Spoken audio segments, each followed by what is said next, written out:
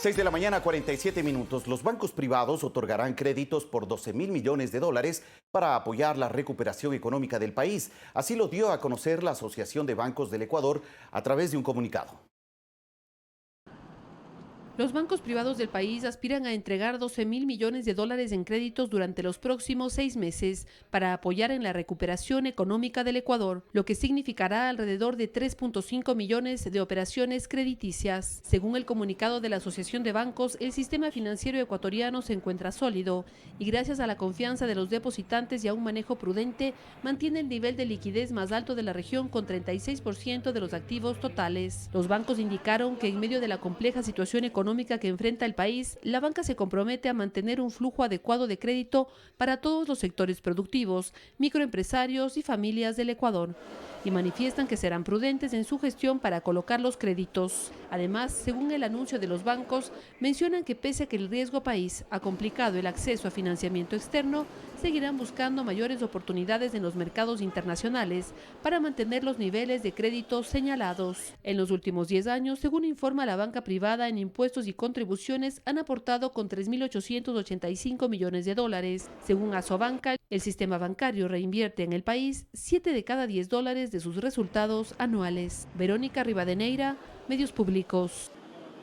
6 de la mañana, 49 minutos. Julio José Prado, presidente ejecutivo de la Asociación de Bancos del Ecuador, se encuentra ya con nosotros para tratar temas relacionados a la banca frente al escenario y la coyuntura actual que está viviendo el país. Economista, buenos días, gracias por acompañarnos. Muy buenos días, Fabricio. Muchísimas gracias por la invitación y gracias por darme el espacio. Muy gentil. Bueno, economista, ¿cuáles son las disposiciones que ha asumido la banca privada frente a este tema de la presencia del coronavirus en el país y también a estas disposiciones que las autoridades del gobierno nacional han impartido para la población ecuatoriana? Así es, Fabricio. Creo que la respuesta viene en dos vías. La primera, ¿cuáles son las acciones específicas que está tomando la banca para apoyar el entorno económico, familiar, productivo, que es evidentemente complejo? Ajá. ¿Y cuáles son las acciones que está tomando la banca para poder mantener todos sus servicios, ¿no es cierto?, 100% abiertos y funcionales en medio de lo que puede llegar a ser una cuarentena parcial, digamos, ¿no es cierto?, Claro que es la sí. que ha dispuesto el gobierno. Si le parece, vamos por lo primero. Sí, me parece que está relacionado a la entrega o la decisión por parte de la banca privada de otorgar aproximadamente 12.000 millones de dólares en créditos para los ecuatorianos. Así es, estamos conscientes que la situación económica del Ecuador es compleja. Lo era antes de este problema, esta crisis que tenemos relacionada con el coronavirus, ¿no es cierto? Tenemos un problema evidentemente fiscal, tenemos una reducción del precio del petróleo, tenemos una reducción de las exportaciones tradicionales y no tradicionales del Ecuador y una apreciación del dólar que lo que está haciendo es complicando también las exportaciones y abaratando también de cierta forma las importaciones, que hace que haya más presión sobre la economía. Conscientes de estas presiones que están teniendo las empresas y demás, lo que hemos anunciado el día viernes es que la banca, gracias al buen manejo que ha hecho en los últimos 2 años y al nivel de depósitos, de créditos y de capitalización que se le va a hacer desde el año 2018-2019, está líquida, solvente y lista para mantener líneas de crédito abiertas durante este año. Y ¿Cuándo hemos se anunciado, podrían entregar, economista? mire, ya se están entregando, ¿no es cierto?, a lo largo de este año, pero hemos anunciado que a partir de abril, entre abril, que del segundo trimestre de este año, y el tercer trimestre, que va hasta septiembre de este año, vamos a entregar 12.000 millones de dólares nuevos y créditos también que se van a renovar, reestructuraciones. Los dos son importantes porque, claro, alguna gente nos dice, no, es que yo no estoy viendo las condiciones para pedir un nuevo crédito. Está bien, pero aquellas personas que están necesitando liquidez, que están necesitando oxígeno, pueden pedir unas nuevas líneas de crédito o unas reestructuraciones justamente para que puedan salir adelante en esta época compleja que vive el país. Ahora, ¿habrán condiciones especiales para poder acceder a estos créditos? ¿Qué tipo de créditos? ¿Serán créditos de consumo, crédito para el sector productivo, créditos hipotecarios? Mire, van a ir destinados en un 65% de estos 12.000 millones, van a ir destinados a los sectores productivos, que son grandes empresas, pymes, ¿no es cierto?, pequeñas y medianas empresas, microempresas, estos son los 3 rubros grandes que van estos 65%. Y el 35% restante va a ir destinado al consumo. Y uno dice, bueno, ¿por qué al consumo? Porque evidentemente es tremendamente importante poner dinero en el bolsillo de las familias en este momento para que Claro. puedan seguir consumiendo y demás. Pero la gran parte, las 2/3 partes, van a ir destinadas a los sectores productivos durante este año. Ahora, frente a esta situación que está viviendo el país, y bueno, no solamente el país, sino el planeta de forma general, es evidente que la economía se está frenando, lógicamente, porque las actividades han bajado su ritmo. De hecho, en el país se han restringido ciertas actividades cotidianas y deberíamos esperar que la economía también registre una desaceleración durante estos días. Desde el sector bancario privado, ¿se ha pensado eventualmente en revisar las tasas de interés, en prorrogar el tema de pago de ciertos créditos? Porque lógicamente ahora las familias ecuatorianas, los ecuatorianos, no tendrán esa liquidez para posiblemente cumplir con esas obligaciones. Sí, estamos conscientes, fíjese usted, la OCDE, ¿no es cierto?, la Organización de los Países Desarrollados en el mundo, Europa, etcétera, ha calculado que solo por el efecto del coronavirus va a haber una reducción de la mitad del crecimiento global durante La este mitad. año. La mitad. Es O decir, sea, es si un vamos- impacto muy fuerte, Muy ¿no? fuerte. Si es que íbamos a crecer en el mundo, o el mundo iba a crecer alrededor del 2,2%, están reduciendo eso a la mitad, alrededor del 1,1%. ¿Eso qué va a hacer en el Ecuador? Va a ser evidentemente que las actividades que están relacionadas con el turismo, con las exportaciones, con el comercio internacional, se van a sentir afectadas por el tema externo. Y evidentemente a nivel interno, ¿no es cierto?, la situación también es ajustada, no es que hay demasiada liquidez circulando en la economía. Por lo tanto, los bancos lo que van a hacer es efectivamente, y estamos coordinando en este momento con el Banco Central, con la Superintendencia de Bancos y con la Junta de Regulación Monetaria y Financiera, Ajá. para poder llamar a aquellas personas, a aquellas empresas que están problemadas por este caso específico, ¿no es cierto?, del COVID-19, para que puedan reestructurar sus deudas, ampliar sus plazos y en caso a caso, porque ningún deudor es igual al otro, ¿no es cierto? Claro. Por eso no podemos anunciar eso Son de forma situaciones transversal. particulares. Situaciones particulares que requieren un apoyo particular de parte de cada banco. No es lo mismo un crédito a la agricultura que un crédito productivo, que un crédito educativo, etcétera y demás. Y lo que vamos a anunciar, ¿no es cierto?, y estoy yo en capacidad ya de anunciarlo, es que vamos a apoyar caso por caso en esas reestructuraciones que se van a hacer. Debemos esperar entonces, economista, que frente a esta situación tan compleja que está viviendo el país, los ecuatorianos que no puedan cumplir sus compromisos a tiempo, ese pago de ciertos créditos a los cuales ellos han accedido, si no se cumple en cierta fecha, ¿se podría pensar en una extensión del plazo para honrar esos compromisos? Fabricio, lo hemos hecho en las 2 ocasiones anteriores. Pero más que no recientes. signifique un incremento, por ejemplo, de interés o una multa eventual. Sí, mire, no hay multas y demás. Hay voluntad más bien justamente de ir avanzando con cada uno de los clientes que están problemados por esta situación.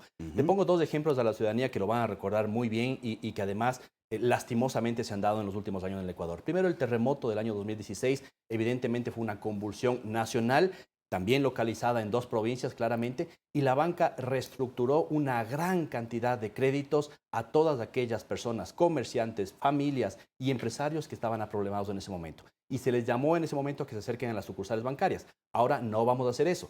Pedimos a las personas que no se acerquen a las sucursales, porque evidentemente significa un riesgo de contagio mayor. Más bien lo que pedimos es que utilicen los canales telefónicos, canales digitales, se contacten con su banco donde tienen su operación crediticia y se procederá justamente caso por caso a analizar qué es lo que está pasando. Y el caso más reciente es el caso de octubre, Fabricio, ¿no es cierto?, en el cual durante prácticamente una semana el Ecuador en general y sobre todo la Sierra Central, por la paralización que se dio, no pudo producir. Hubo una gran cantidad de empresas que tuvieron que reestructurar sus operaciones y que hoy por hoy tienen nuevas líneas de crédito o tienen reestructuradas sus operaciones para poder pagar cuotas mucho menores de las que estaban pagando anteriormente. De acuerdo, economista. Entonces, está confirmado, ya existe una decisión desde el sector de la banca privada de revisar los plazos para que los ciudadanos que tengan compromisos, obligaciones con los bancos y que no puedan cumplir a tiempo con esas obligaciones, se pueda revisar el plazo, ¿no? Se pueda revisar los tiempos de pago. Se revisará efectivamente las condiciones. Si me permite un tema adicional Por que favor. vale la pena aclarar a la ciudadanía.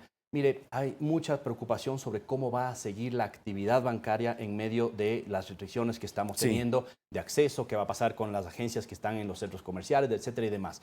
Yo lo acabo de mencionar, ya lo demostramos en el periodo, en la paralización de octubre, en la cual ni siquiera pudimos salir en muchos casos de nuestras casas. La banca sigue activa el 100%, a pesar de que físicamente no se puede abrir algunas sucursales y llega a darse el caso en algún momento. tienen las activaciones de toda la banca electrónica, la banca móvil, las páginas web, etcétera, y funcionan de la misma forma que funcionan las transacciones electrónicas e incluso mucho mejor que las físicas, ¿no es Y cierto? disponibles 24 horas, ¿no? Disponibles 24 horas. Entonces, el mensaje a la ciudadanía es tranquilidad, la banca está estable, la banca tiene altos niveles de liquidez, Ok. es una banca solvente que va a apoyar por el lado de los créditos a lo que se requiera, pero la principal tarea de la banca en un año como este, de recesión complejo, convulsionado, en el cual además la gente está muy asustada, es cuidar el dinero de los depositantes. Y eso lo vamos a hacer a rajatabla ante cualquier situación. Bueno, usted ha mencionado algo que es muy importante. Las actividades y el servicio que se cumplen en la banca privada, en los bancos, continuará de manera normal. ¿Las puertas de los bancos abrirán completamente?